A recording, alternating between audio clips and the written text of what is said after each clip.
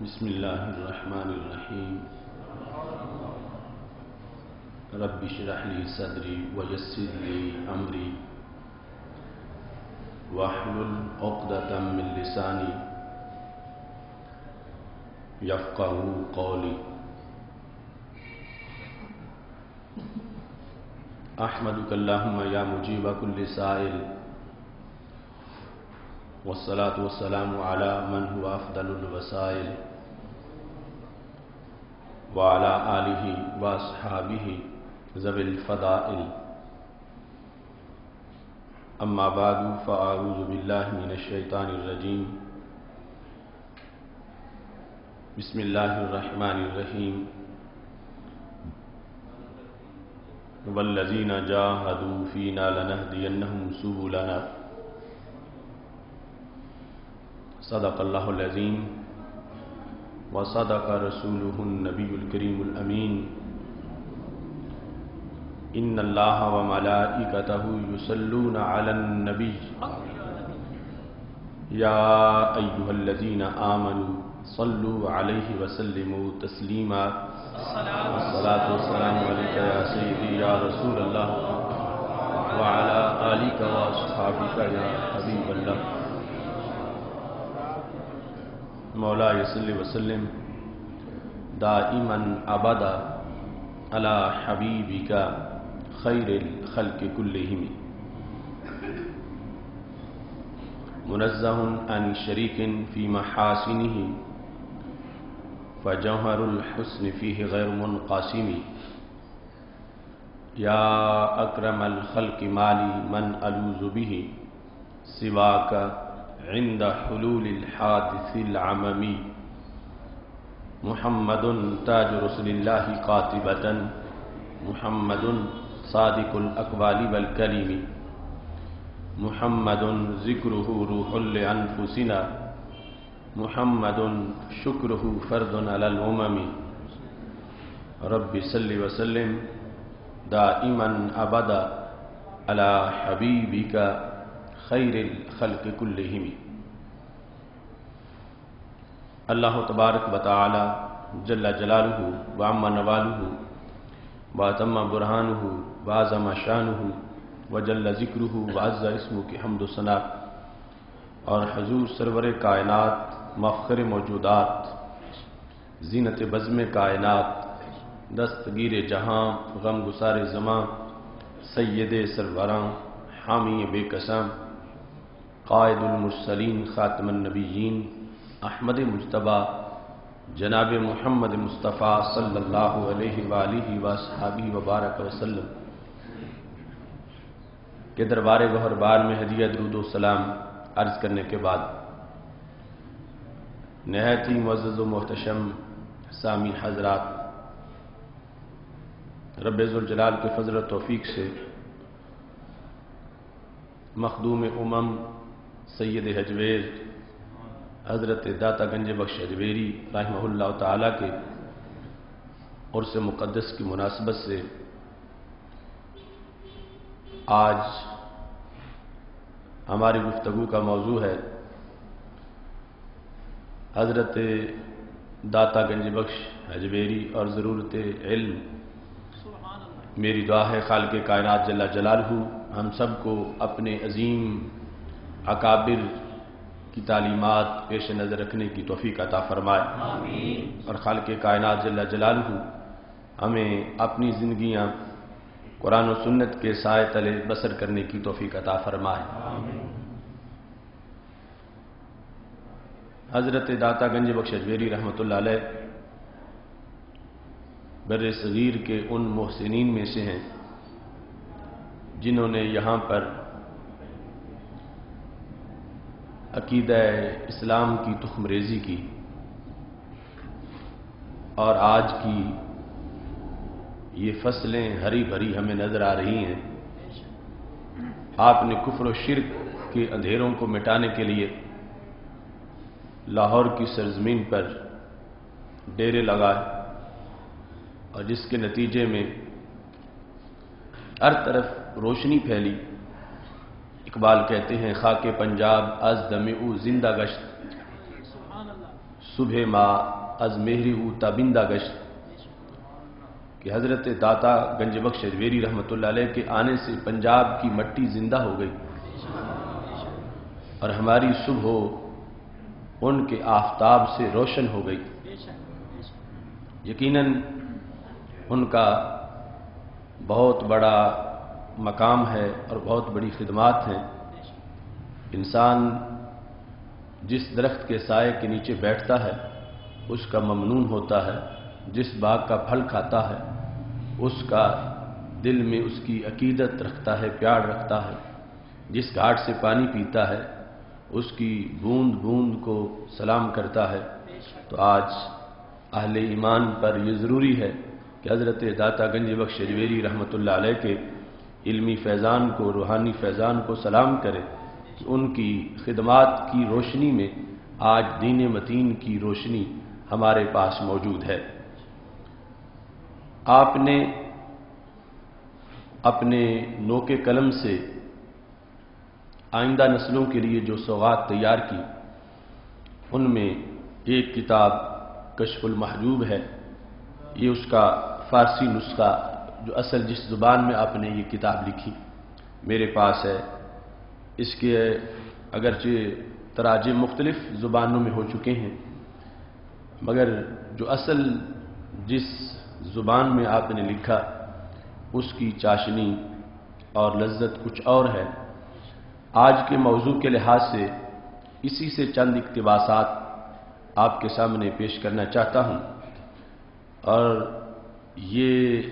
پیغام پہنچانے کے لیے کہ داتا گنج بخش اجویری رحمۃ اللہ علیہ سے پیار اور عقیدت کا تعلق اس بات سے ہے کہ جو ان کا مشن تھا وہی ہمارا مشن ہونا چاہیے، اور جو انہوں نے تصوف اور طریقت کے اصول بتائے اسی کے مطابق ہمیں تصوف و طریقت کو اپنانا چاہیے۔ آج ایک طبقہ جو اپنے آپ کو اہل فقر میں سے شمار کرتا ہے اور ان کے پاس بیٹھنے والوں کو علم سے متنفر کیا جاتا ہے اور کہا جاتا ہے کہ یہ کالے حروف ہیں اور ہم کچھ اور پڑھے ہوئے ہیں، اور علم و حکمت سے ان کو بیگانہ کرنے کی کوشش کی جاتی ہے۔ تو برصغیر کے یہ بہت بڑے صوفی داتا گنج بخش اجویری رحمہ اللہ تعالیٰ کی جو تعلیمات ہیں ان سے ہمیں پتہ چلتا ہے کہ آپ نے اپنی کتاب کشف المحجوب میں سب سے پہلا باب جہاں سے کتاب کو شروع کیا اس باب کا نام یہ ہے باب اثبات العلم، علم کو ثابت کرنے کا باب، یعنی علم کی ضرورت کتنی ہے اور علم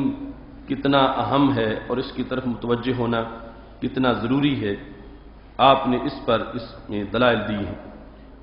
باب اثبات العلم یہ پہلا باب ہے کہ جس سے اس کتاب کا آغاز ہو رہا ہے، اس سے پہلے اس کا مقدمہ ہے، اور یہاں پر آپ نے سب سے پہلے آیت کریمہ لکھی ہے۔ کہتے ہیں خدا و تعالیٰ گفت اندر صفت علماء، رب ذوالجلال نے علماء کی شان کے بارے میں یہ فرمایا ہے انما یخش اللہ من عبادہ العلماء، کہ اللہ کے بندوں میں سے جو علماء ہیں وہ رب سے ڈرنے والے ہیں۔ جس کو اللہ کا جتنا علم ہوگا اتنا ڈر اس کو زیادہ۔ تو یہاں سے آیت میں یہ واضح کر دیا گیا کہ جو پڑھ کے اللہ کے دربار سے ڈرنا چھوڑ جائے وہ علم نہیں ہے۔ جو پڑھ جانے کے بعد جس کی خشیت ختم ہو جائے اور بے باک ہو جائے گناہ کرنے میں تو گویا اس نے پڑھا ہی نہیں، وہ علم نہیں ہے۔ چونکہ رب ذوالجلال نے علم والوں کی شان یہ بیان کی کہ جوں ان کا علم بڑھتا جاتا ہے وہ رب سے زیادہ ڈرتے ہیں،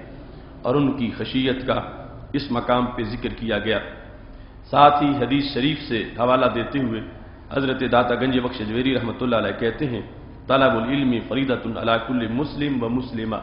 کہ علم کا حصول، علم کو طلب کرنا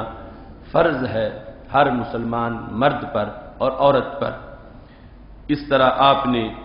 یہ بھی حوالہ دیا کہ پیغمبر گفت صلی اللہ علیہ وسلم اطلب العلم ولو بالسین، علم حاصل کرو اگرچہ چین جانا پڑے۔ ان فرامین سے بات کو شروع کرتے ہوئے حضرت داتا گنج بخش اجمیری رحمۃ اللہ علیہ نے آگے اس سلسلہ میں کئی اصول بیان کیے۔ آج کچھ اخبارات میں میرا وہ مضمون چھپا ہوا ہے، حضرت داتا گنج بخش اجمیری رحمۃ اللہ علیہ کے تعلیمی نظریات اوصاف وغیرہ میں اس کی تفصیل موجود ہے۔ تو یہاں آپ نے جو ہمیں حکم دیا اس کی بھی آج بڑی ضرورت ہے۔ علم بہت سے ہیں اور زندگی ہماری تھوڑی سی ہے، تو ترجیح کسے ہونی چاہیے؟ چونکہ سب حاصل کرنا اور سب میں ماہر بننا، اس کے لیے تو پھر عمر نوح علیہ السلام چاہیے۔ تو جو ہماری عمر کا اوسطاً دورانیہ ہے اس کے لحاظ سے داتا صاحب فرماتے ہیں بداں کے علم بسیار است و عمر کوتا، فرماتے ہیں علوم بہت زیادہ ہیں اور زندگی مختصر سی ہے۔ وہ آموختن جملہ علوم بر مردم فریضہ نیز، اور سارے علم پڑھنا لوگوں پہ فرض نہیں ہے، سارے علوم فرض نہیں ہیں، علوم بہت زیادہ ہیں اور زندگی تھوڑی سی ہے۔ تو فرماتے ہیں سارے علوم فرض نہیں ہیں، چون علم نجوم و طب و علم حساب و صنعت ہے بدی،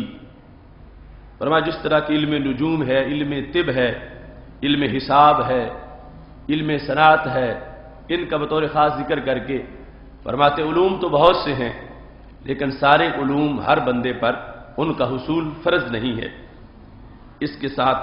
فرماتے ہیں مگر عظیم ہر یک بداں مقدار کی بشریت تعلق دارت، یہ دنیاوی علوم جتنے بھی ہیں ان میں سے بھی اتنا ضروری ہے کہ جس کا شریعت سے تعلق ہے، جتنا شریعت کے ساتھ تعلق ہے، شریعت میں جس کی ضرورت ہے اتنا آنا چاہیے۔ بعض نجوم مر شراختن اوقات اندر شب، بطور مثال کہتے ہیں علم نجوم اتنا آنا چاہیے کہ رات کو تارے دیکھ کے وقت کا پتہ چل سکے کہ اب تہجد کا ٹائم باقی ہے یا صبح صادق ہو گئی ہے، ٹائم کون سا ہے۔ یعنی علم نجوم میں سے اتنا اگر کوئی پڑھتا ہے تو فرمایا یہ اس کا چونکہ شریعت کے ساتھ اتنے کا تعلق ہے کہ رات کو اوقات کا تعین کر سکے، تو اتنا صحیح ہے۔ وہ طب، اور اس میں سے علم طب میں سے کہ جس کی بنیاد پر وہ اپنی صحت کا خیال رکھ سکے اور جو اس کے لیے نقصان دہ چیزیں ہیں ان سے بچ سکے۔ وہ حساب مر فرائض را و مدت عدت را، اور اس طرح حساب بھی وہ جانتا ہو فرائض کے لحاظ سے۔ فرائض کہتے ہیں علم وراثت کو، علم وراثت کے لیے ریاضی کا آنا ضروری ہے کہ کس کا کتنا حصہ بنتا، اور اس میں ہمارے درس نظامی میں مستقل کتابیں اس کی پڑھائی جاتی ہیں، جو حساب نہ آتا ہو تو وہ کتابیں نہیں آتی۔ تو کہنے لگے حساب بھی آنا چاہیے تاکہ اتنا کہ وہ وراثت کے مسائل سمجھ سکے یا سمجھا سکے۔ اور ایسے ہی فرمایا مدت عدت را، عدت کے مسائل ہیں، عدت فوج شدہ خامند والی عورت جو بیوہ ہو گئی ہے اس کی عدت کا مسئلہ ہے، مطلقہ کی عدت کا مسئلہ ہے، اس طرح اور دیگر بہت سے مسائل میں یہ ضرورت پڑتی ہے۔ تو فرمانے لگے کہ ان علوم میں سے اتنا کافی ہے۔ بآنچ بدی مانت پس فرائض علم چنداس کے بدا عمل درست باشد، باقی فرمایا کہ بندے کو اتنا ضرور آنا چاہیے کہ جس سے اس کا اپنا عمل صحیح ہو سکے۔ مثلا بندہ بالغ ہے تو اس کو پتا ہو کہ نماز فرض ہے، ہوتی کیسے ہے، ٹوٹ کیسے جاتی ہے، شرائط کیا ہیں، رکن کیا ہیں، ان چیزوں کا اسے پتا ہو۔ یعنی پورے علوم اسلامیہ میں ماہر بننا یہ ہر بندے پہ فرض نہیں ہے، ہر بندے پہ اپنی زندگی کے لحاظ سے کہ جو اس کا ایک تو شعبہ ہے اس شعبے کے اس کو مسائل آتے ہوں۔ مثلا تاجر ہے تو اسلامی تجارت کے اصول آتے ہوں، وہ کاشتکار ہے تو زراعت کے اصول آتے ہوں۔ لیکن ایک نصاب تو ہر مسلمان کا ہے جو عاقل بالغ ہے، اس کو نکاح کے مسائل آتے ہوں، طلاق کے مسائل آتے ہوں، اس کو نماز روزہ حج زکوٰۃ کے مسائل آتے ہوں۔ تو یہ ہر بندے پر ایسے ہی فرض ہے جیسے اس پہ نماز فرض ہے، یعنی نماز کے مسائل کو جاننا ہر بندے پر یوں فرض ہے جیسے نماز فرض ہے۔ باقی مکمل عالم دین بننا، اس میں ہمارے علماء نے یہ لکھا کہ ایک مطلع میں 70 مربع میل کے اندر ایک شخص بھی مکمل عالم دین بن جائے تو وہ سب کا فرض پورا کر دیتا ہے۔ یعنی مکمل عالم دین بننا جس کے لیے اسے 15-16 سال لگانے پڑے اور اس کو دسترس ہو قرآن و سنت پر، ایسا عالم دین بننا یہ فرض کفایہ ہے۔ ایک بھی بن جائے گا تو سب کا فرض ادا ہو جائے گا، اگر ایک بھی نہیں ہوگا 70 مربع میل میں تو سب گناہگار ہوں گے کہ اس ماحول کا ایک بندہ بھی اس فرض کو تیار ادا کرنے کے لیے نہیں نکلا۔ لیکن جو دوسرا ہے کہ ہر بندہ اپنا عمل صحیح کر سکے، یہ فرض کفایہ نہیں، یہ فرض عین ہے۔ ہر بندے کو جو مسلمان ہے اتنا علم اس کو ضرور آنا چاہیے، معلومات اس کو ہونی چاہیے جن کی روشنی میں وہ اپنی عبادت اور اپنے دینی امور کو صحیح کر سکے۔ یہاں پہنچ کر داتا صاحب فرماتے ہیں کہ بہت سے علوم ایسے ہیں کہ جن کا انسان کو کوئی دینی فائدہ نہیں ہے، نہ ڈائریکٹ ان کا تعلق دین سے ہے، نہ انڈائریکٹ دین سے ان کا تعلق ہے۔ تو فرمایا کہ رب ذوالجلال قرآن مجید میں فرماتا ہے وَيَتَعَلَّمُونَ مَا يَضُرُّهُمْ وَلَا يَنْفَعُهُمْ، کچھ لوگوں کے پڑھنے کی مذمت کرتے ہوئے کہ ان کا پڑھنا صحیح نہیں ہے، وہ ٹائم ضائع کر رہے ہیں، اللہ فرماتا ہے سیکھتے ہیں وہ چیز ما یضرہم جو ان کو نقصان دیتی ہے، ولا ینفعہم اور فائدہ نہیں دیتی۔ تو داتا صاحب فرمانے لگے کہ مطلقاً علم کا میں علمبردار نہیں ہوں، جو علم فائدہ دے میں اس کا علمبردار ہوں، اور جو علم نقصان دے جب میرا رب اس کی مذمت کرتا ہے تو میں بھی اس کی مذمت کرتا ہوں۔ قرآن مجید میں اس مقام پر جس آیت کا حوالہ داتا صاحب نے دیا ہے وہاں جادو کا ذکر ہے کہ پڑھتے ہیں سیکھتے ہیں وہ چیز جو ان کو نقصان دیتی ہے اور فائدہ نہیں دیتی۔ تو داتا صاحب نے فرمایا کہ علوم بہت زیادہ ہیں، عمر تھوڑی سی ہے، ان سب کا حاصل کرنا فرض نہیں ہے، اور کچھ ایسے ہیں کہ جن کو پڑھنا جائز ہی نہیں ہے کہ جو نفع نہیں دیتے بلکہ نقصان دیتے ہیں۔ اس بنیاد پر آپ نے آیت سے بھی استدلال کیا اور ساتھ حدیث سے بھی استدلال کیا، یعنی آپ دیکھیں کہ ان کا قرآن و سنت میں کتنا گہرا مطالعہ ہے، اپنے موقف کو ثابت کرنے کے لحاظ سے آیت اور حدیث دونوں سے استدلال کرتے ہیں۔ حدیث پیش کرتے ہوئے فرماتے ہیں کہ ہمارے آقا صلی اللہ علیہ وسلم نے یہ ارشاد فرمایا ہے اللہم انی اعوذ بک من علم لا ینفع، اے اللہ میں تیری پناہ مانگتا ہوں اس علم سے جو فائدہ نہیں دیتا۔ تو غیر نافع علم کے حصول سے اللہ کی پناہ مانگی ہے کہ میں ایسا علم حاصل کروں، ایسا علم اس کو میں اپنے لیے صحیح نہیں سمجھتا، اے میرے اللہ میں تیری پناہ مانگتا ہوں اس علم سے جو علم نقصان دینے والا ہے۔ ان کا مقام و مرتبہ تو بہت اونچا ہے اور انہیں رب دینے والا ہے، وہ لینے والے ہیں۔ ایسی دعاؤں میں مقصد امت کی تعلیم ہوتا اور امت کو سمجھانا ہوتا کہ قیامت تک میری امت مطلقاً علم کے پیچھے نہ پڑے، اس علم کے پیچھے پڑے جو فائدہ دینے والا، اور اس علم کو چھوڑے جس سے ایمان ضائع ہو جائے اور جس سے دین تباہ ہو جائے، عقیدہ خراب ہو جائے، اس سے باز رہے، اس سے اپنے آپ کو روک کے رکھے۔ تو حضرت داتا گنج بخش اجمیری رحمۃ اللہ علیہ نے باب اثبات العلم کے اندر ان امور کو قرآن و سنت کو پیش کرتے ہوئے یہ فیصلہ کیا کہ مطلقاً علم اس کے پیچھے نہ پڑو، علوم تو بہت زیادہ، عمر اس سرسی ہے، تو جو ڈائریکٹ دین سے تعلق رکھتے ہیں یا انڈائریکٹ دین کا دین میں فائدہ، ان کی طرف توجہ کرنی چاہیے۔ آج کتنے ایسے شیطانی علم ہیں جن کی وجہ سے بندے کے نظریات خراب ہوتے ہیں، جن کی وجہ سے بندے کی حیا ماری جاتی ہے، جن کی وجہ سے بندے کا ایمان خراب ہو جاتا ہے۔ تو اس سے قوم کو باز رکھنے کے لیے داتا صاحب رحمۃ اللہ علیہ نے ان امور کی طرف ہمیں متوجہ فرمایا، اور اس کے بعد یہ نظریہ پیش کرتے ہیں، فرماتے ہیں باید کہ علم مقرون عمل باشد، کہ علم عمل سے ملا ہوا ہونا چاہیے، صرف علم اور عمل نہ ہو۔ فرمایا میں اس کا علمبردار نہیں ہوں، علم جو ہے وہ عمل سے ملا ہوا ہونا چاہیے۔ کہ جو پڑھا ہے اس پہ عمل کیا جائے، اور پڑھائی صرف دکھلاوے کے لیے نہ کی جائے، بلکہ عمل کرنے کے لیے اور دوسروں تک پیغام پہنچانے کے لیے کی جائے۔ یہاں پر آپ نے ان لوگوں کا رد کیا کہ جو کہتے ہیں ہم صوفی ہیں، ہم ولی ہیں، ہم اللہ والے ہیں، مگر ہم قرآن و سنت کے محتاج نہیں ہیں، ہم ادھر توجہ نہیں کریں گے۔ تو داتا صاحب فرماتے ہیں المتعبد،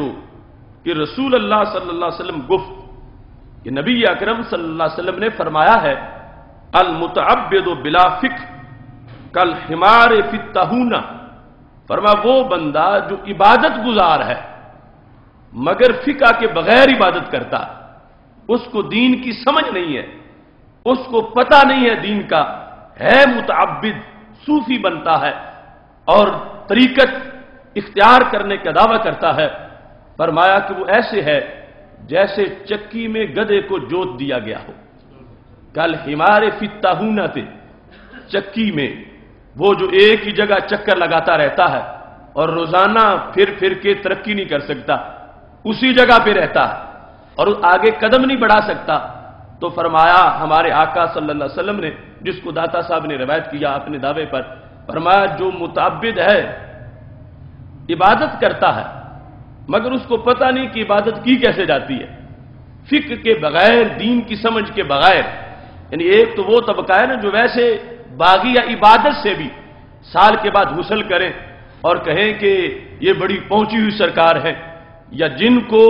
نماز سے وحشت ہے، سجدے سے وحشت ہے، معاذ اللہ ایسے لوگ بھی بد عمل موجود ہیں اور دعویٰ ان کا پہنچی ہوئی سرکار ہونے کا ہوتا ہے۔ تو یہاں بتایا کہ عبادت کرتا ہے مگر اس کو پتہ نہیں کہ عبادت کی کیسے جاتی ہے، اس کو شریعت کا پتہ ہی نہیں، دین کی سمجھ نہیں۔ تو داتا صاحب نے نبی علیہ السلام کا یہ فرمان نقل کیا کل حمار فی الطاحونہ تھے، وہ اس گدھے کی طرح ہے جس کو بیلنے پر، چکی پر جوت دیا گیا ہے اور وہ چکر لگاتا، مشقت بڑی برداشت کرتا ہے مگر رہتا وہی ہے جہاں پہلے دن تھا، اور یوں اس کی زندگی گزر جاتی ہے۔ اس واسطے فرمانے لگے کہ عبادت کے لیے علم کا ہونا ضروری ہے اور علم کی روشنی میں عبادت کی جائے، چونکہ رب ذوالجلال مطلقاً عبادت کو قبول نہیں کرتا، اپنے بتائے ہوئے اصولوں کے مطابق عبادت کو قبول فرماتا ہے۔ یہاں پر آپ یہ فرماتے ہیں کہ از عوام دیدم گروہے کے علم را بر عمل فضل نے زیادہ داد نہادن و گروہ عمل را بر علم،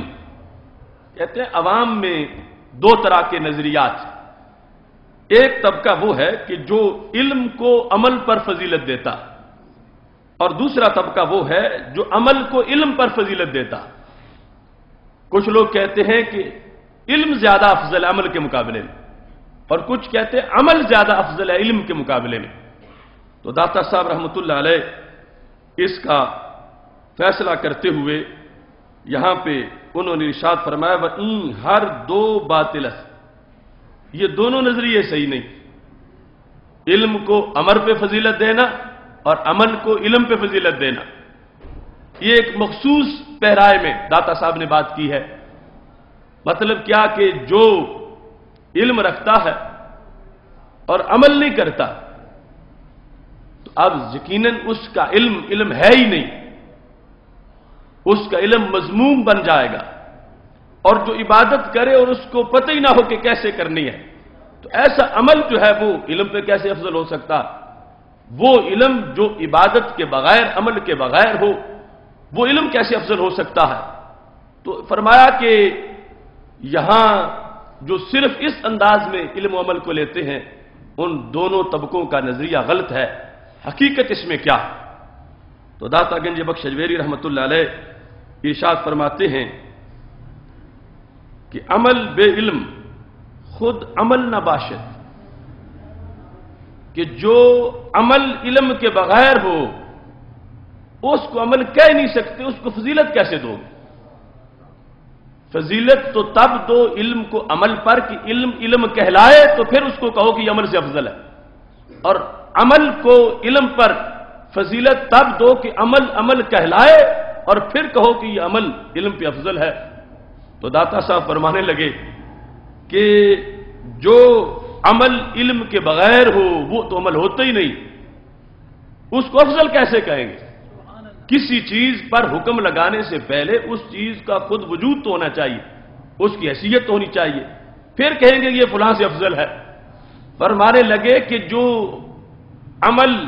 علم کے بغیر ہے میرے نزدیک تو وہ عمل ہے ہی نہیں، اگر عمل بنے تو پھر اس کی آگے افضلیت کی بات کی جائے۔ جو عمل علم کے بغیر ہے فرمایا وہ عمل نہیں ہے۔ اس بنیاد پر آپ نے اس کی مثال دی، فرماتے ہیں کہ چون نماز مثال کے طور پر نماز ہے کہ تا نخست علم ارکان، کہ جب تک بندے کو پہلے ارکان کا علم نہ ہو نماز کے بارے میں، طہارت کہ طہارت کیا ہوتی ہے، وہ علم شناخت آب، اور پانی کون سا ہے جس سے وضو کیا جا سکتا، کیونکہ ہر پانی سے تو وضو نہیں ہو سکتا، پلید پانی ہو تو وضو کیسے ہوگا؟ اب یہاں بھی علم کی ضرورت ہے۔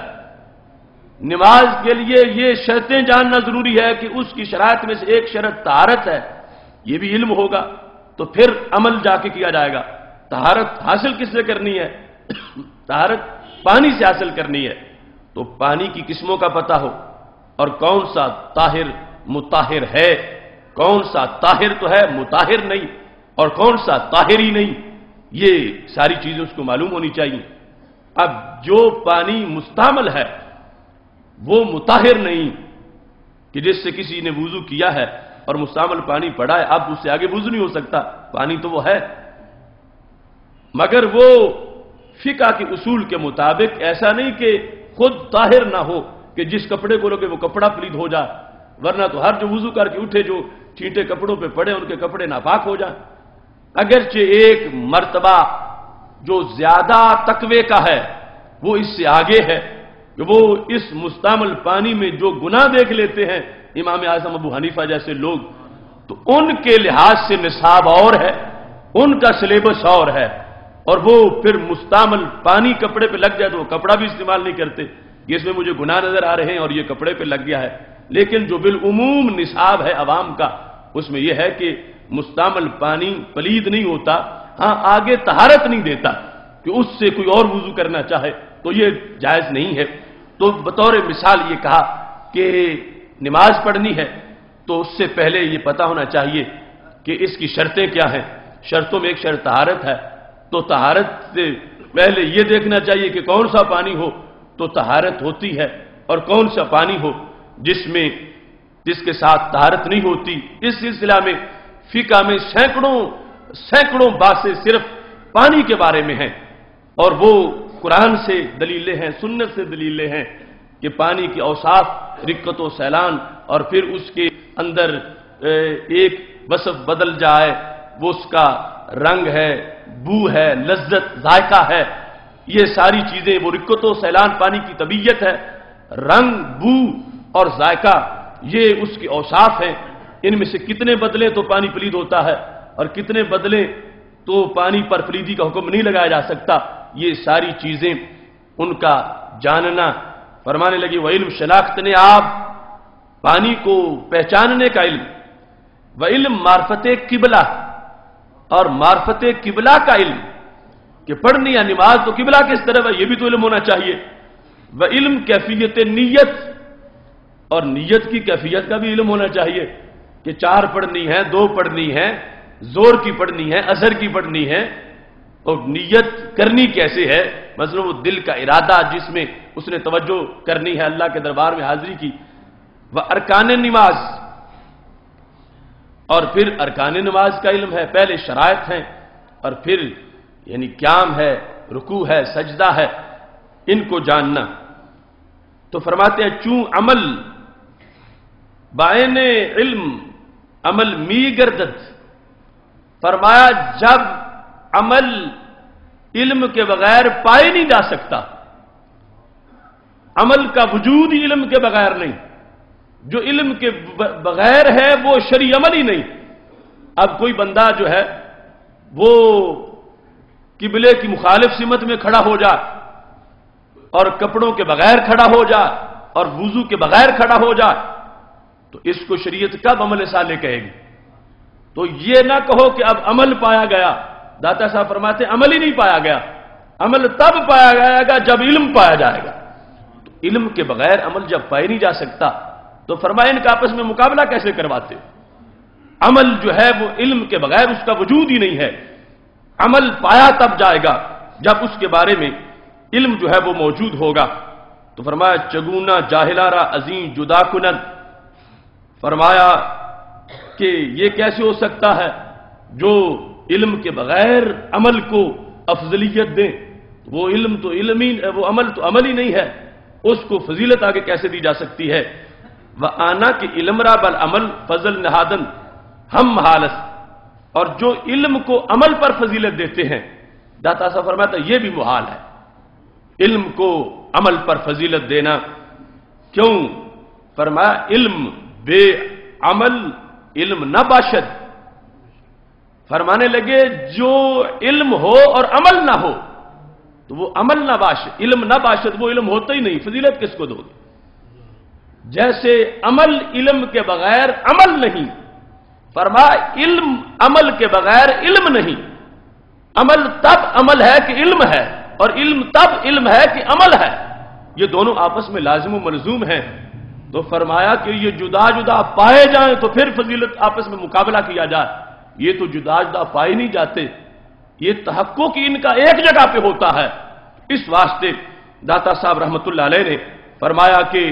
جو علم اور عمل کا تقابل کریں پھر معین کرنا پڑے گا کہ علم سے مراد کیا ہے، عمل سے مراد کیا ہے۔ جس کا داتا صاحب نے انکار کیا کہ عمل کو علم پر فضیلت نہ دو، علم کو عمل پر فضیلت نہ دو، یہ دونوں طبقوں کا رد کیا، تو مطلب کیا بنا کہ علم سے مراد وہ علم ہے جو عمل کے بغیر ہو،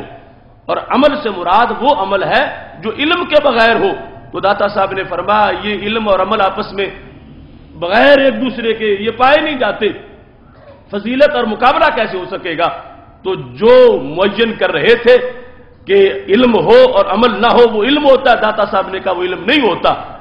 جن لوگوں نے کہا عمل ہو علم کے بغیر تو وہ عمل ہوتا ہے، داتا صاحب نے کہا وہ عمل نہیں ہوتا۔ عمل تب عمل بنتا ہے کہ اس کا علم ہوتا ہے، اور علم تب علم ہوتا ہے کہ اس پہ عمل ہوتا ہے۔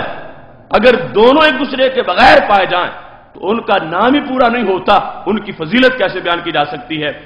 اب دوسرے مرحلے پر بھی داتا صاحب نے قرآن سے دلیل پیش کی۔ دوسرا مرحلہ کیا ہے کہ جس میں یہ فرمایا کہ علم بے عمل علم نہ باشد،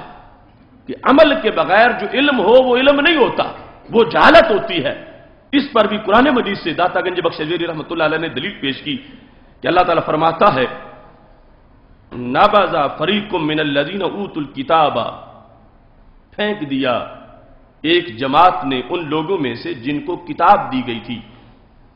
کتاب اللہ، اللہ کی کتاب کو انہوں نے پھینک دیا، کہاں؟ وراء ظہورہم، اپنی پشتوں کے پیچھے، کانہم لا یعلمون، گویا کہ وہ علم ہی نہیں رکھتے۔ اب اس طبقے کو قرآن نے بے علم کہا کہ جنہوں نے کتاب پہ عمل نہیں کیا، کہ کتاب کی طرف پشت کر دی ہے، کتاب کو پشت کے پیچھے ڈال دیا ہے، وہ کتاب پہ عمل نہیں کرتے، تو اللہ فرماتا ہے انہوں علم بھی نہیں، وہ جاہل ہیں، اگرچہ ان کو کتاب زبان نہیں آتی ہو، وہ جاہل ہیں اس واسطے کہ وہ اس پہ عمل نہیں کر رہے۔ اس بنیاد پر حضرت داتا گنج بخش حضویری رحمۃ اللہ علیہ نے فرمایا کہ علم بے عمل علم نہ باشد، عمل کے بغیر علم وہ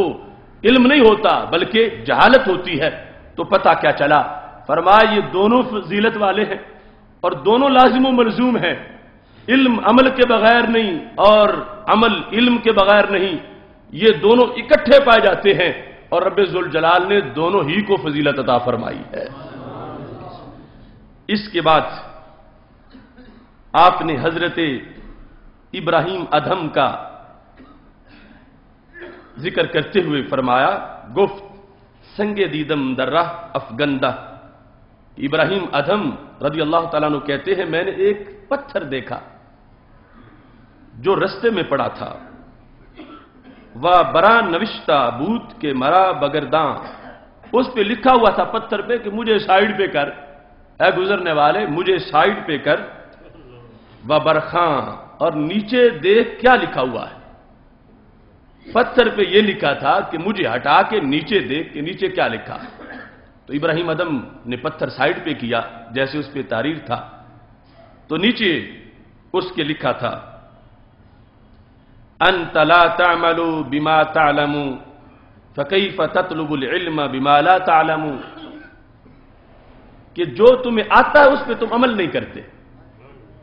انت لا تعمل بما تعلم، جو تم جانتے ہو اس پہ تم عمل نہیں کرتے. فکیف تطلب العلم بما لا تعلم، تو پھر تم اپنے اس علم سے جو تمہیں معلوم ہے مجہول کو حاصل کیسے کر سکتے ہو؟ تمہیں انتظار اس کا ہے کہ جتنا مجھے آتا ہے اس کے ذریعے سے میں نامعلوم کو بھی معلوم کر لوں. تو لکھا تھا جب علم پہ عمل ہوتا ہے تو پھر چشمے سینے میں پھوٹتے ہیں. جب علم پہ عمل ہوتا ہے تو پھر تھوڑے علم کی بھی ترقی ہو جاتی ہے،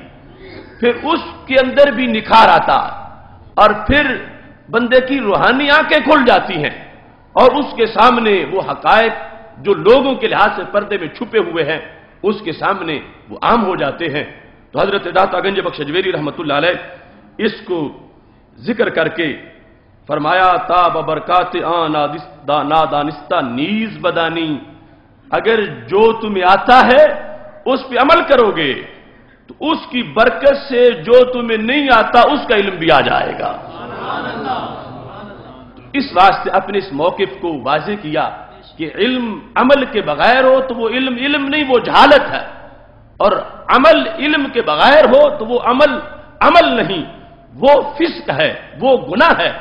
اور دونوں یہ اکٹھے پائے جاتے ہیں. اس واسطے فرمایا کہ ایک چیز کو دوسرے پر فضیلت نہ دو کہ محض جس کو تم علم کہو عمل نہ ہو تو اس کو عمل پہ کوئی فضیلت دینا چاہے، اور عمل شریعت کے بغیر اس کو کوئی علم شریعت پر فضیلت دینا چاہے، یہ صحیح نہیں ہے. نکتہ یہ ہے کہ دونوں آپس میں اکٹھے ہی پائے جاتے ہیں، اور رب ذوالجلال نے ان دونوں کو اپنی طرف سے فضیلت عطا فرمائی ہے. اس موضوع پر نکتہ توحید کو بیان کرتے ہوئے داتا گنج بخش اجمیری رحمۃ اللہ علیہ نے علم کی اس باس میں یہ بھی بتایا کہ علم اللہ کی بھی صفت ہے اور علم بندے کی بھی صفت ہے، مگر شرک لازم نہیں آتا. اللہ کی صفت اور لحاظ سے ہے اور بندے کی صفت اور لحاظ سے. آج سے صدیوں پہلے انہوں نے وہ بات کی کہ آج اس کی طرف توجہ نہ کرتے ہوئے جو کچھ لوگوں نے مسلمانوں پر شرک کا فتویٰ لگا دیا، کہتے ہیں کہ تم یہ کہتے ہو اللہ بھی غیب جانتا اور نبی علیہ السلام بھی غیب جانتے ہیں، تو یہ تو شرک ہو گیا، ایک ہی وصف میں دونوں ذاتیں تم شریک سمجھتے ہو. تو داتا صاحب نے آج سے صدیوں پہلے فرما علم غیب تو دور کی بات ہے، مطلقاً علم کی بات کر لو. مطلقاً علم، غیب کا تو مسئلہ ہی بعید ہے. مطلقاً علم جاننا، جب اللہ علیم ہے، وہ جاننے والا ہے، تو بندے پر پھر علم کا اطلاق کیسے ہوتا ہے کہ بندہ بھی جانتا ہے؟ جیسے علم غیب مجموعہ جو ہے اس کے لحاظ سے اعتراض ہوتا ہے تو اس کے پہلے حصے کے لحاظ سے بھی تو اعتراض ہو سکتا ہے کہ وہ بھی جانے بندہ بھی جانے، جاننے میں دونوں شریک ہو گئے تو معاذ اللہ شرک ہو گیا. جبکہ قرآن مجید میں رب ذوالجلال نے فرمایا والذین اوتوا العلم درجات، جنہیں علم دیا گیا ان کے کئی درجے ہیں، اور وہ فوق کل ذی علم علیم، ہر جاننے والے سے اوپر ایک اور جاننے والا ہے. وہ فوق کل ذی علم علیم، ذی علم ہے علم والا، اس کے اوپر ایک علیم ہے. تو رب اللہ نے اپنے آپ کو بھی علیم کہا، اللہ نے اپنے بندوں کو بھی علیم کہہ دیا. علیم بذات الصدور، وہ بھی علیم ہے اور ادھر کروڑوں علیم ہے. اور وہ فوق کل ذی علم علیم، ہر جو ذی علم ہے، ذی ہے صاحب، علم والا جو بھی ہے اس کے اوپر درجے میں ایک اس سے بڑا علم والا ہے، پھر اس کے اوپر ایک بڑا علم والا ہے، پھر اس کے اوپر ایک بڑا علم والا ہے. ہر ذی علم کے اوپر ایک علم والا ہے اور اس کو اللہ نے علیم کہا ہے. اب اللہ بھی علیم ہو، بندہ بھی علیم ہو، تو مطلقاً علم کے لحاظ سے بھی تو اس قانون کے مطابق جو نبی علیہ السلام کے بس کے لحاظ سے لوگوں نے ہمارے مقابلے میں پیش کر دیا، تو پھر تو علم غیب کیا مطلقاً علم کے لحاظ سے بھی وہی فتویٰ لگنا چاہیے. جو شخص کہے کہ میں جانتا ہوں اسے کہہ دیا جائے کہ تم شرک کر رہے، چونکہ جانتا تو اللہ ہے، تم بھی جانتے ہو، تم تو اس کے ساتھ اپنے آپ کو ملا رہے ہو. تو جبکہ ایسا ہرگز نہیں ہے. ہمارے اکابر نے شروع سے یہ باتیں کی اور توحید کا نقطہ سکھایا۔ حضرت داتا گنج بخش اجمیری رحمۃ اللہ علیہ نے اس علم کی اس صفت کو بیان کرتے ہوئے فرمانے لگے کہ علم او صفت ویس بدو قائم، اللہ کا علم اس کی صفت ہے جو اس کی ذات کے ساتھ قائم ہے۔ وہ اوصاف اورا نہایت نیز، اور اللہ کی صفت کی کوئی انتہا نہیں ہے، اللہ کے اوصاف کی کوئی انتہا نہیں ہے۔ وہ علم ما صفت ماس بما قائم، فرمایا ہمارا علم ہماری صفت ہے جو ہمارے ساتھ قائم ہے۔ تو یہاں واضح کر دیا وہ ازلی ابدی ہے، ہم حادث ہیں، وہ دائمی ہے، اس کا علم بھی دائمی ہے، اور ہم حادث ہیں، پہلے نہیں تھے اب آئے، تو ہمارا علم بھی حادث ہے۔ تو شرک نہیں ہوا، وہ جانتا ہے اس کا علم قدیم ہے، اور ہم جانتے ہیں ہمارا علم حادث ہے، پہلے نہیں تھا آیا، اور جو ہمیشہ سے ہو ہمیشہ رہے وہ قدیم ہوتا ہے۔ اور ساتھ دوسرا فرق بھی بیان کر دیا، وہ اوصاف ما متناہی اند، ہماری صفتوں کی ایک حد ہے، ایک انتہا ہے، ہماری صفت متناہی ہے، اللہ کی صفت غیر متناہی ہے۔ تو داتا گنج بخش اجمیری نے خاکے پنجاب میں بر صغیر میں جو توحید کا نور پھیلایا، اس نور توحید میں جو فلسفہ بیان کیا، وہی فلسفہ ادارہ صراط مستقیم عقیدہ توحید سیمینار میں بیان کرتا ہے۔ داتا صاحب نے کہا اللہ بھی جانتا ہے، بندہ بھی جانتا ہے، مگر اللہ کی صفت علم وہ ہے جو اس کی ذات کے ساتھ قائم ہے۔ جب اس کی ذات قدیم ہے تو اس کا علم بھی قدیم ہے۔ ہماری صفت وہ ہے جو ہماری ذات کے ساتھ قائم ہے۔ جب ہماری ذات حادث ہے تو ہمارا علم بھی حادث ہے، اور فرمایا اللہ کا علم جو ہے اس کی کوئی انتہا نہیں ہے، اور ہماری ہر صفت کی آگے ایک انتہا موجود ہے۔ تو فرمانے لگے شرک لازم نہیں آئے گا، جانتا وہ بھی ہے، جانتا یہ بھی ہے، مگر اس کے جاننے کا انداز اور ہے، اس کے جاننے کا انداز اور ہے۔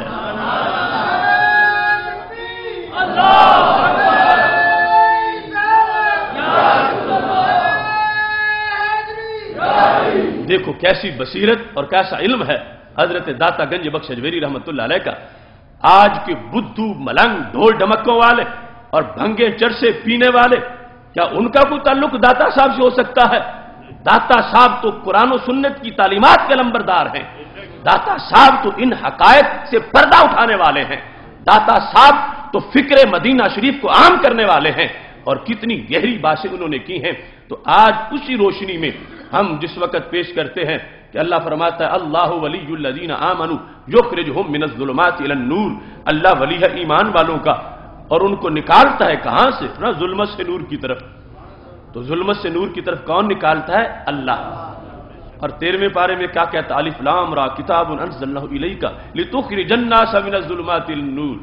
محبوب ہم نے آپ پہ قرآن کو نازل کیا تاکہ آپ لوگوں کو ظلمت سے نکال کے نور عطا فرما دیں۔ تیسرا پارہ کہتا ہے کہ اللہ نکالتا ہے، 13واں کہتا ہے کہ اللہ کے نبی علیہ السلام نکالتے ہیں۔ تو داتا صاحب نے فیصلہ کیا وہ بھی نکالتا ہے، یہ بھی نکالتے ہیں، اس کی صفت اس کی ذات کے ساتھ قائم، وہ ازلی ابدی ہے، اس کا نکالنا بھی دائمی ہے۔ اور چونکہ ہمارے نبی علیہ السلام کا تو میلاد ہوا ہے، ازلی ابدی نہیں، ان کی تو ولادت ہوئی ہے، یہ پیدا ہوئے ہیں، تو پتہ چلا ان کا علم وہ ہے جو ان کی ذات کے ساتھ قائم ہے، اور ان کے نکالنے کی صفت وہ ہے جو ان کی ذات کے ساتھ قائم ہے۔ نکالتا وہ بھی ہے، نکالتے یہ بھی ہیں، وہ خود نکالتا ہے، کسی سے پوچھ کے نہیں نکالتا، یہ نکالتے ہیں رب کی لگائی ہوئی ڈیوٹی پہ نکالتے ہیں۔ تو اب دیکھو جو لوگ علم غیب کے لحاظ سے ہم پر اعتراض کرتے ہیں، اگر بغض نہ ہو اس میں تو کاش آج تک سنا کہ انہوں نے اپنے لحاظ سے بھی اعتراض کیا ہو کہ ہمیں کوئی عالم نہ کہے، ہمیں کوئی علم والا نہ کہے، اس سے شرک ہو جاتا ہے، کیونکہ علم والا تو وہ ہے، وہ بھی جانے ہم بھی جانے، تو ایسا نہ بولا کرو۔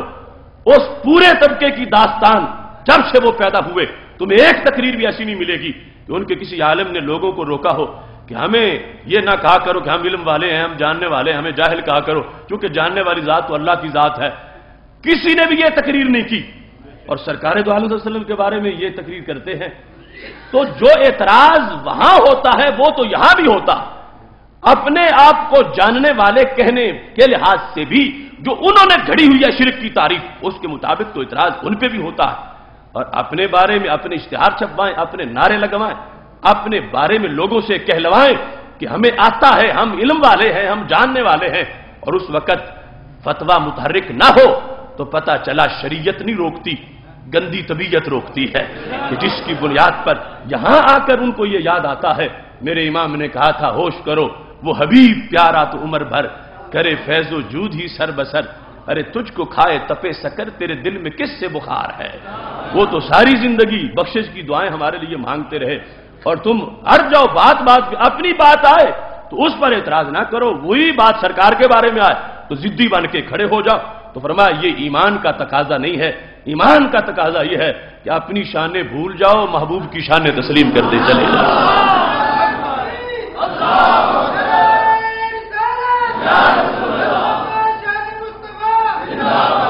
قربان جاؤں، داتا صاحب رحمت اللہ علیہ نے یہاں بھی آیت پیش کی، گفت وَمَا أُوتِيتُم مِّنَ الْعِلْمِ إِلَّا قَلِيلًا۔ اللہ ساری انسانیت کو خطاب کرتے ہوئے فرماتا ہے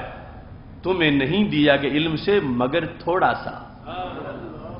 تو یہ بتا دیا کہ کسی کو کتنا ہی آتا ہو، اللہ کے علم کے مقابلے میں تھوڑا سا ہی ہے۔ اب ہماری عقلیں حیران ہیں۔ قاضی ایاز رحمت اللہ علیہ نے لکھا کہ ساری کائنات کا علم ہمارے نبی علیہ السلام کے مقابلے میں یوں ہی ہے جیسے ریت کا صحرا بھرا ہوا ہو تو اس کے مقابلے میں ایک ریت کا دانہ ہوتا ہے۔ ہم سب کا علم نبی علیہ السلام کے علم کے مقابلے میں یوں ہے، لیکن نبی علیہ السلام کا علم اللہ کے لحاظ سے وہ جیسے سمندر کا ایک قطرہ ہوتا ہے۔ اگرچہ آپ کو لوح محفوظ کا بھی علم ہے، اور لوح محفوظ کا ہم تو کوئی اندازہ نہیں کر سکتے، جو امام بوصیری نے کہا تھا وَمِنْ عُلُومِكَ عِلْمَ اللَّوْحِ وَالْقَلَمِ، محبوب تمہارے علوم میں سے ایک حصہ لوح کا علم ہے، سارا علم نہیں، علوم کا ایک حصہ۔ یا رسول اللہ صلی اللہ علیہ وسلم تمہارے علوم میں سے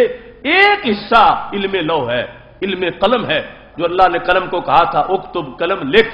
وہ قلم اور وہ لوح کہ جس کے بارے میں ہم کروڑوں بیٹھ کے سوچیں تو سوچ نہیں سکتے کہ کتنا علم اس میں ہے، وہ میرے نبی علیہ السلام کے علم کا ایک شعبہ ہے، اور سارے علوم کے ہوتے ہوئے بھی رب ذوالجلال کے مقابلے میں کوئی تقابل ہم نہیں کرتے، کیونکہ اللہ تو یہ فرماتا ہے وَمَا أُوتِيتُم مِّنَ الْعِلْمِ إِلَّا قَلِيلًا، ساری انسانیت کو خطاب کیا،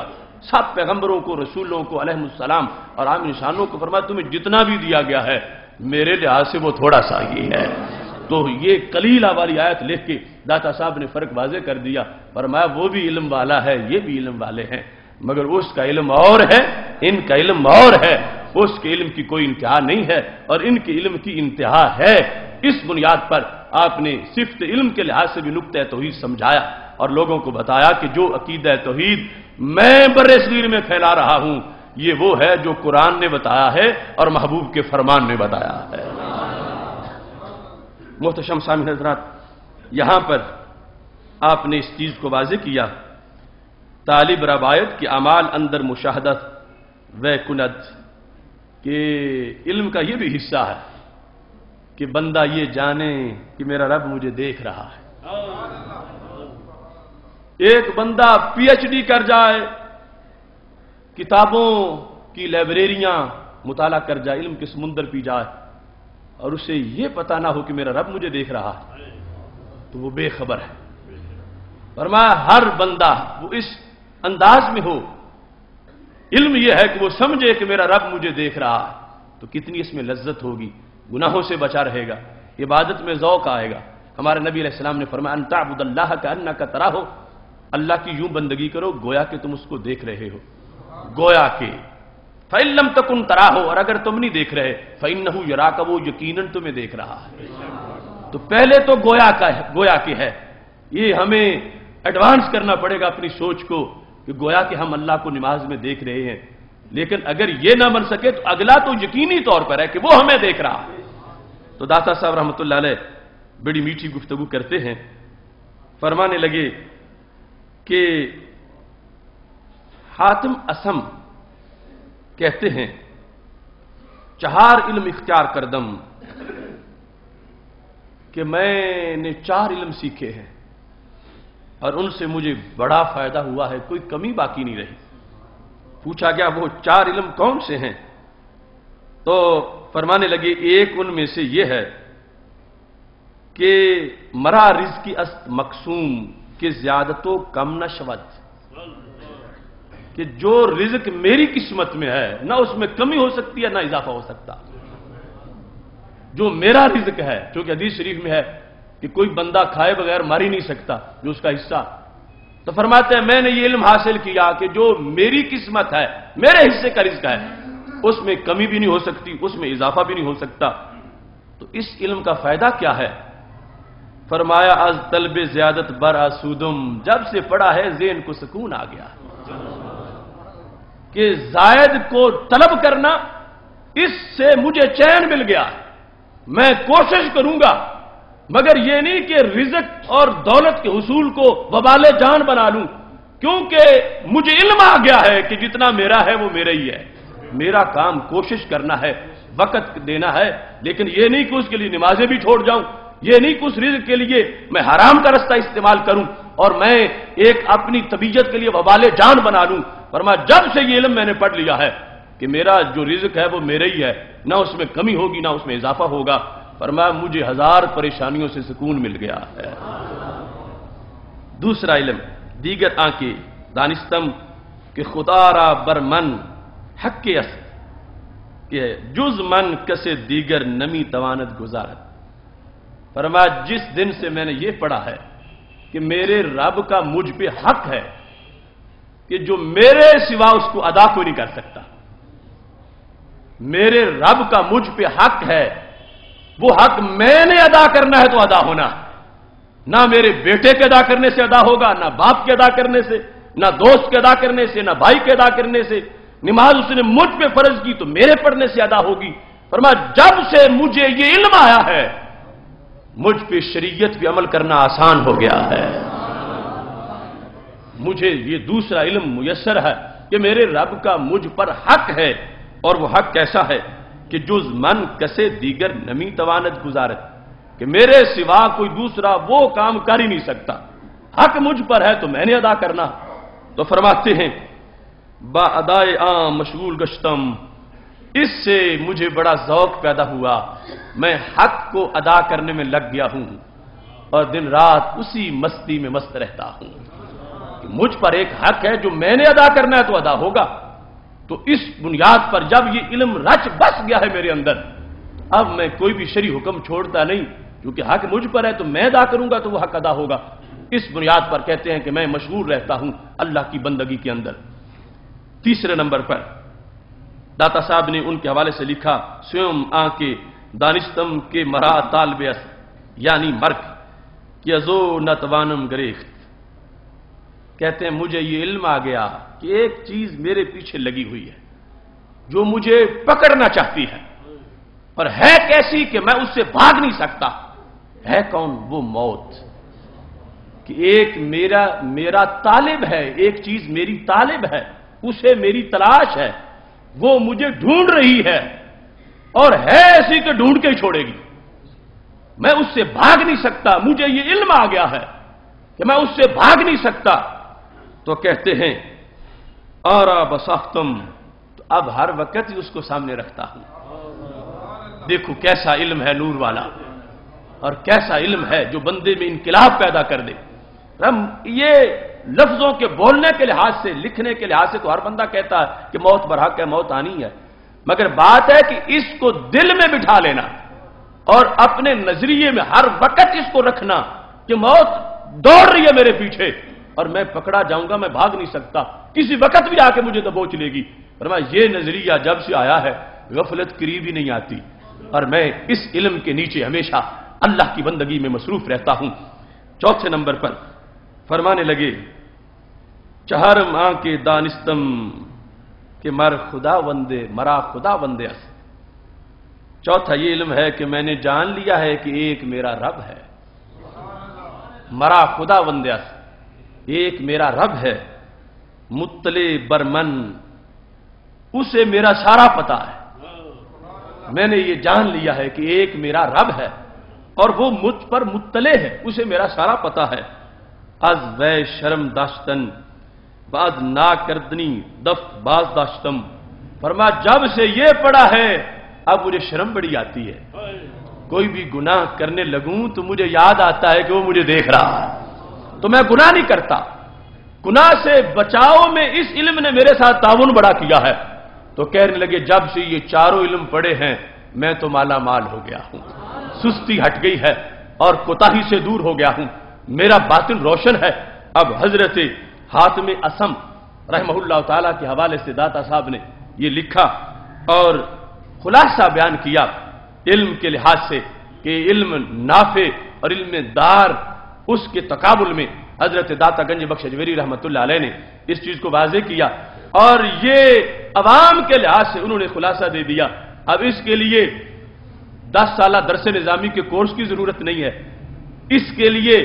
کوئی 3 سالہ کورس کی ضرورت نہیں ہے، یہ تو 4 منٹوں کا سبق ہے، ہاں ہے پوری زندگی کے لیے، ہے علم پوری زندگی میں کام دینے والا۔ یہ 4 طرح کا علم سننے سب کو آ گیا ہے، یقیناً پہلے بھی پتا ہے، لیکن اس کے بارے میں جو کنسپٹ داتا صاحب کا ہے اس کو آج لاگو کرنے کی ضرورت ہے اور اس کو فنکشنل کرنے کی ضرورت ہے، اور یہ ہے وہ تعلیمات اللہ کی اس بندے کی اس انداز میں کہ آج بھی لوگ کہتے ہیں اور صوفیاء کہتے ہیں جس کا کوئی پیر نہ ہو وہ کشف المحجوب کو پیر بنا لے بیڑا پار ہو جائے گا۔ یہ تصوف ہے، یہ طریقت ہے، یہ شریعت ہے، یہ حقیقت ہے، یہ دین ہے، یہ ہمارا وہ روحانی سلسلہ ہے، یہ نظام خانقاہی کا لنگر ہے، اس کی طرف متوجہ ہونے کی ضرورت ہے۔ آج جہالت میں بڑھ کے مارنے والے اور علم و حکمت سے دور رہ کر تصوف اور اپنے باطنی روحانی کے دعوے کرنے والے، ہم ہرگز ایسے تصوف کو ماننے والے نہیں ہیں، ہم اس تصوف کے دائی ہیں جو حضرت صدیق اکبر رضی اللہ تعالی عنہ سے چلا ہے اور داتا گنج بخش اجمیری نے اس کی تفسیر کر کے بتا دی ہے۔ اس میں دیکھو کس قدر خوف خدا ہے، کس قدر خشیت ہے، کس قدر فکر آخرت ہے، کس قدر عمل کی ویلیو ہے، کس قدر بندے کو حضوری کا سبق دیا گیا۔ تو وہ ڈھول ڈھمکوں والا سلسلہ اور بھنگوں اور چرسوں والا سلسلہ اس کا داتا صاحب کی زندگی سے کوئی بھی تعلق نہیں ہے۔ داتا صاحب وہ ہیں جو روحانیت کا شربت تیار کر کے کشف المحجوب میں رکھ گئے تھے کہ قیامت تک جو پیالہ پیے گا نشائے روحانیت موت تک بھی نہیں اترے گا، اور اس انداز میں اس کو متوجہ کیا کہ اس کو دوسری چیزوں کی طرف جانے کی کوئی ضرورت نہیں ہے، عمل سہلے اور ان اقدار کی طرف متوجہ رہے گا تو رب ذوالجلال اس کو اپنی معرفت کا ذائقہ عطا فرما دے گا۔ کسی مقام پر آپ نے لکھا ہمیں آرند کے اندر بسرا رئیس بود بباغے خود رفتہ بود، کہ بسرا شہر کا ایک رئیس آدمی تھا، زمیندار تھا، بڑے مربوں کا مالک تھا، تو وہ اپنے باغ میں چلا گیا، چشمش بر حسن زن، اس کی آنکھ جو اس کا خادم تھا نوکر مالی باغ کا اس کی بیوی کے حسن پہ جا پڑی، تو مردرا بشغل فرستاد، اس نے اپنے مالی کو کسی کام بھیج دیا، وزن را گفت درہا در بند، اور اس عورت سے کہا کہ سارے دروازے بند کر دو، زن گفت ہما درہا بستم مگر یک در کے نمی توانم بست، عورت کہنے لگی سارے دروازے بند کر دیے ہیں مگر ایک دروازہ مجھ سے بند نہیں ہوتا۔ یہ نظریہ علم داتا صاحب کے ہاں جو ہے اس کی وضاحت، علم غفلت نہیں، علم اطاعت ہے، علم اندھیرا نہیں، علم سویرا ہے۔ تو اس خاتون نے کہا کہ تو ہمارا چودھری ہے، نواب ہے، مالک ہے، تیرے کہنے پہ میں نے سارے دروازے بند کر دیے ہیں مگر ایک دروازہ میں بند کر ہی نہیں سکتی۔ تو اس نے جب یہ کہا نمی توانم بس گفت آنکھ کدام، تو اس چودھری نے کہا وہ دروازہ کون سا ہے کہ جو تو بند ہی نہیں کر سکتی، سارے دروازے بند ہو سکتے ہیں، ایسا کون سا دروازہ جو بند ہی نہیں ہو سکتا؟ تو اس نے کہا درے کے میانے ماں و خدا وندس، وہ دروازہ نہیں بند کر سکی جو ہمارے اور اللہ کے درمیان، جو مخلوق کے دیکھنے والے دروازے تھے وہ تو میں نے بند کر دیے، اور جو دروازہ بند ہو ہی نہیں سکتا وہ دروازہ ہے جو ہمارے اور ہمارے مولا کے درمیان ہے، اس کو کون بند کرے گا؟ لا تأخذہ سنۃ ولا نوم، نہ نیند آتی ہے اسے نہ اونگ آتی ہے، وہ حی قیوم، وہ دروازہ میں بند نہیں کر سکی۔ تو اس کو سن کر درے کے بیانے ماں و خدا وندس، نمی توانم بس، وہ تو بند ہو ہی نہیں سکتا۔ مرد پشیمان شد و استغفار کر، وہ چودھری بڑا شرمندہ ہوا اور توبہ کر لی۔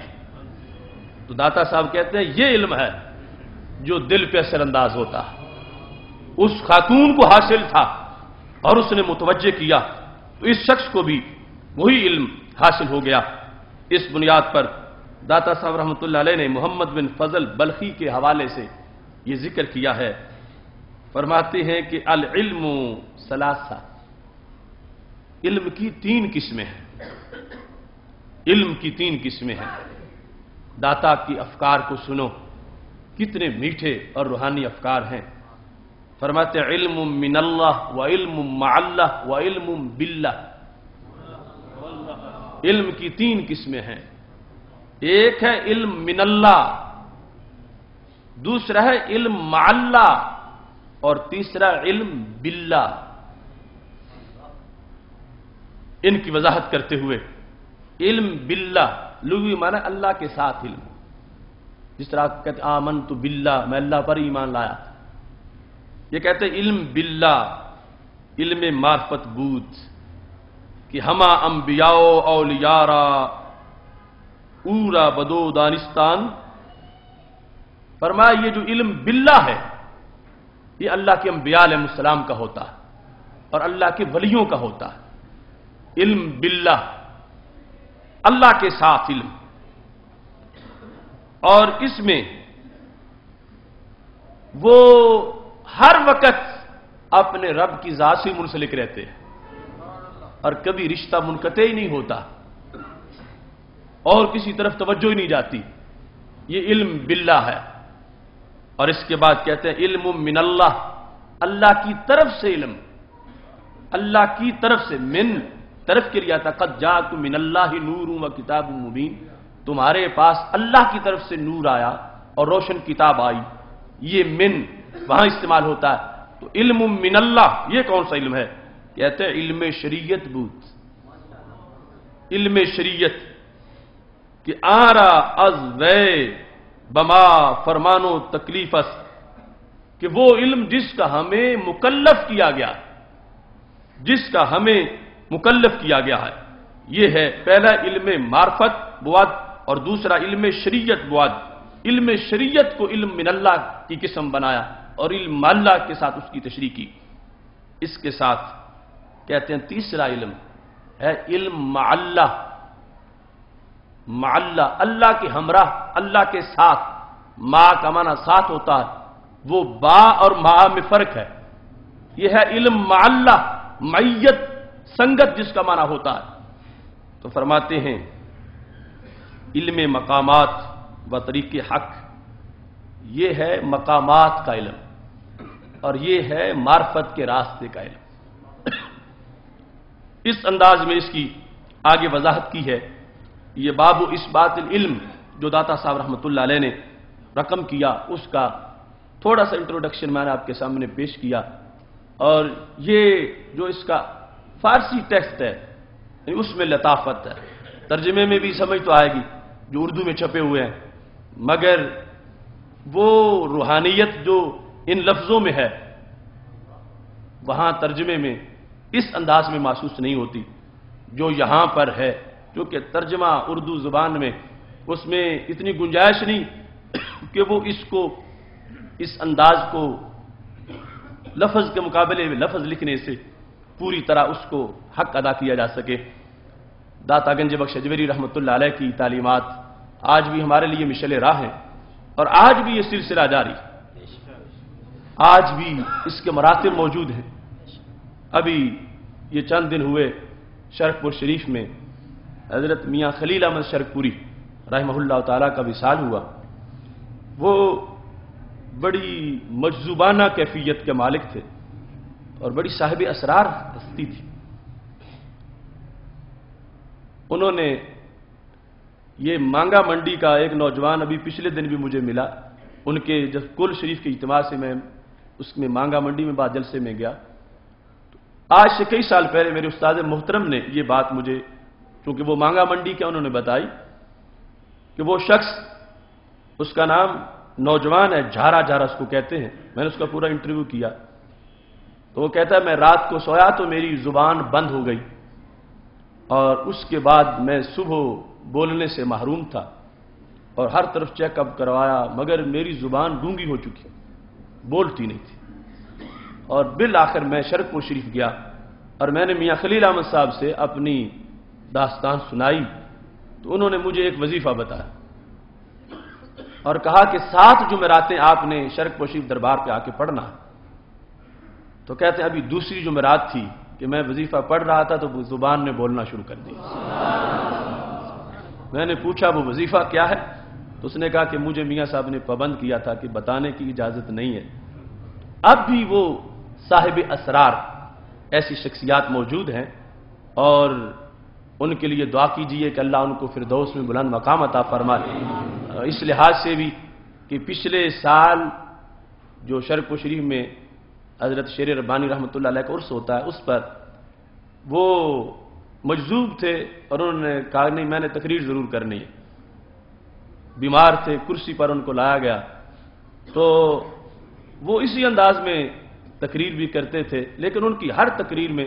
امریکہ کے خلاف جذبات کا اظہار ہوتا تھا، نظریہ پاکستان کی تبلیغ ہوتی تھی، مگر اس دن جب انہوں نے تقریر شروع کی تو ہزاروں کا مجمع تھا تو کہنے لگے او ممتاز قادری جب مل جاویں تو میں تیرے ہاتھ چوما۔ یعنی وہ اتنا پائے کا ایک انسان، ان کے دل میں یہ تڑپ ہے اور اپنی تقریر کا آغاز ان لفظوں سے کیا کہ ممتاز قادری اگر تم مجھے مل جاؤ تو میں تمہارے ہاتھ چوموں اس واسطے کہ تم نے ہمارے حصے کا کام کر کے دکھایا ہے۔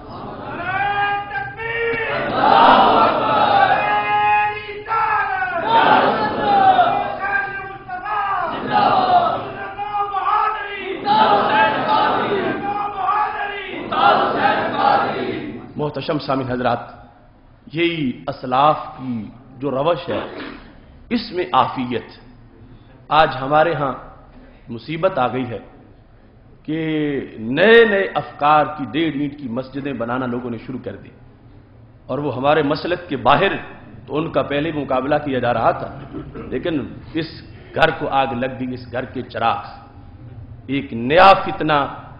جو بڑا جس نے ممتاز قادری کو قاتل قرار دیا اور سلمان تاثیر کا ساتھ دیا اور پھر یہود و ہنود کے ایمان کو یعنی اہل کتاب یعنی یہود و نصارہ کے ایمان کو ثابت کرنے کے لیے ایڑی چوٹی کا زور لگایا جا رہا ہے، اسی شخص کے ترجمہ قرآن کے اندر اتنی غلطیاں ہیں کہ بعض مقامات کفر کی حد تک پہنچے اور ڈنڈورا یہ پیٹا جاتا ہے کہ 900 سال تک ایسا ترجمہ نہیں کیا گیا تھا جیسا ہم نے ترجمہ لکھا۔ تو ایسی باتوں سے پردہ چاک کرنے کے لیے کنز الایمان سیمینار کا انعقاد کیا جا رہا ہے۔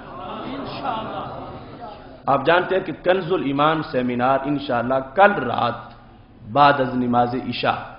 لاہور میں جامعہ نعمانیہ میں انشاءاللہ منعقد ہوگا۔ آج نواب وقت وغیرہ میں اخبارات کے اشتہار بھی چھپے ہوئے ہیں۔ تو کنز الایمان ترجمہ ہے امام احمد رضا خان بریلوی رحمۃ اللہ علیہ، اور وہ ترجمہ کہ جس نے بر صغیر کے مسلمانوں کو اردو خان طبقے کو حکمت قرآن سمجھانے میں وہ کردار ادا کیا ہے کہ جس کو قیامت تک یاد رکھا جائے۔ ہمارے اردو کے تراجم جو اعلیٰ حضرت کے ترجمے سے پہلے تھے، میں نے کمپیریٹو سٹڈی میں ان سارے تراجم کو سامنے رکھا اور بعد والوں کو، اور اس کے بعد ایک جائزہ مرتب کیا جس کو معیار تراجم کے نام سے ہم انشاءاللہ شائع کریں گے۔ ترجمے کرتے ہوئے کتنے لوگ ہیں جو علم و حکمت کے تاجدار کہلاتے تھے اپنے گھر، मगर उन्होंने अल्लाह को भूलने वाला लिखा, उन्होंने अल्लाह को धोखा देने वाला लिखा, उन्होंने अल्लाह को मजाक उड़ाने वाला लिखा, उन्होंने रसूल अल्लाह सल्लल्लाहु अलैहि वसल्लम को माज़अल्लाह गुमराह होने वाला लिखा। इस तरह की सूरत हाल बनी हुई थी। तो आला हजरत फाजिल बरेलवी रहमतुल्लाह अलैह ने कंजुल ईमान, ईमान का खजाना, ये तर्जुमा रख के ईमान महफूज किए। और उसके असरात हैं कि आज तक वो तजल्ली, वो रोशनी हमारे सीनों में मौजूद है। तो ये अहले इल्म जानते हैं और आवाम को भी मुतवज्जह होना चाहिए कि कंजुल ईमान कितना बड़ा तर्जुमा है। इसके औसाफ महासिन को हाईलाइट करने के लिए हमने ये कुरान फाहमी का प्रोग्राम रखा है कि दाता साहब के गुर्दो जवार में वो ढोल बजाने वालों को मुतवज्जे करें और भंगड़े डालने वालों को बताएं कि हमारे बुजुर्गों की विरासत क्या है। और कुरान फाहमी ये दाता साहब की तहरीक का हिस्सा। इस वास्ते कुरान फाहमी के मौजू पर हमने ये कंजुल ईमान सेमिनार के इनेकाद का ऐलान किया है और इसमें इंशाअल्लाह बहुत तफसीली मकाला पेश किया जाएगा। जो मैंने हवाला जात इकट्ठे किए हैं अपने इमाम के तर्जमे के एक एक लफ्ज पर, बाज मकामात ऐसे हैं मैंने 70 हवाले पेश किए।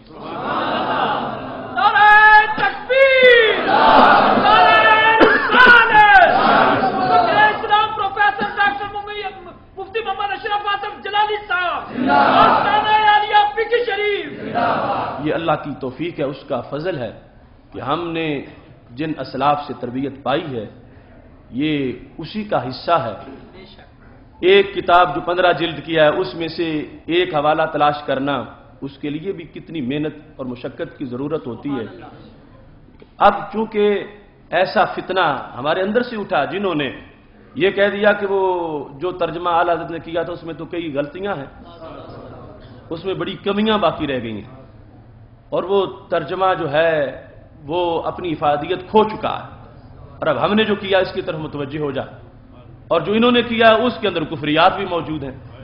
तो कौन बताएगा? सूना जंगल रात अंधेरी, छाई बदली काली है, सोने वालों जागते रहना चोरों की रखवाली, आंख से काजल साफ चुरा ले या वो चोर बलाके हैं, तेरी गठड़ी ताकी है और तूने नींद निकाली। इस वास्ते हमने जिगर पिघला के वो बात तैयार की कि हमारा कर्ज है हम पे, वो उतर जाए। आगे हर एक की मर्जी है, वो सुनने के बाद जो फैसला करे वो उसकी अपनी किस्मत है, लेकिन ये हम पे लाजिम है कि हमारे होते हुए इतनी धांधली हो जाए, कुएं को मीनार कहा जाए, मीनार को कुआं कहा जाए, तो हमारे जीने का फायदा क्या? हमारी किसी से कोई जाती अदावत नहीं, कोई अनाद नहीं, लेकिन अपने मसलक, अपने मजहब, अपने कुरान के खिलाफ जो चलता है हम उसको हरगिज माफ नहीं करेंगे और इंशाअल्लाह आखिरी सांस तक दिफा करेंगे दीन का और दीनी तालीमात का। इस सिलसिला में भरपूर तरीके से उसमें शिरकत कीजिए। यहाँ सूफी मोहम्मद अब्दुल रशीद साहब से, कारी शाहिद साहब से, हाजी मुनीर अहमद साहब से, इदारा की दीगर जो अहबाब उनसे रब्ता करके इज्तिमाई तौर पर उस सेमिनार में शरीक हों। अल्लाह ताला हम सब को अमल की तौफीक अता फरमाए। वाखिर दावा अनिल हम्दुलिल्लाहि रब्बिल आलमीन। आमीन।